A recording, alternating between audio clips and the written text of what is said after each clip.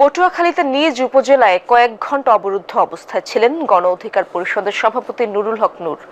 তার অভিযোগ, পটুয়াখালী ৩ আসনের মনোনয়ন প্রত্যাশী ও বিএনপি নেতা হাসান মামুনের অনুসারীরা তাকে অবরুদ্ধ করে রাখে এবং নেতাকর্মীদের ওপর হামলা চালায়। যদিও স্থানীয় বিএনপি নেতাকর্মীদের দাবি, তাদের ওপরই প্রথমে হামলা চালায় গণ অধিকার পরিষদের কর্মী সমর্থকরা। পরিস্থিতি নিয়ন্ত্রণে পুলিশের পাশাপাশি ঘটনাস্থলে উপস্থিত হয় সেনাবাহিনীও।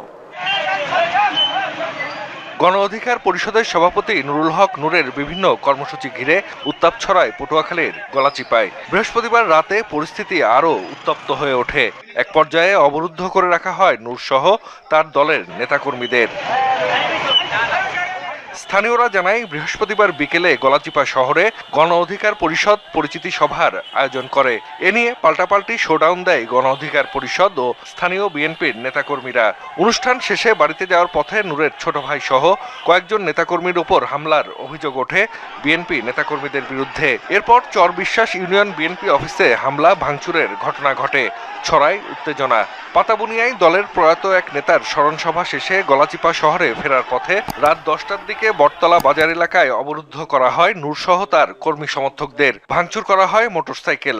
এজন্য বিএনপির জাতীয় নির্বাহী কমিটির সদস্য ও পটুয়াখালী 3 আসনে দলের মনোনয়ন প্রত্যাশী হাসান মামুনের অনুসারীদের দায়ী করেন নূর।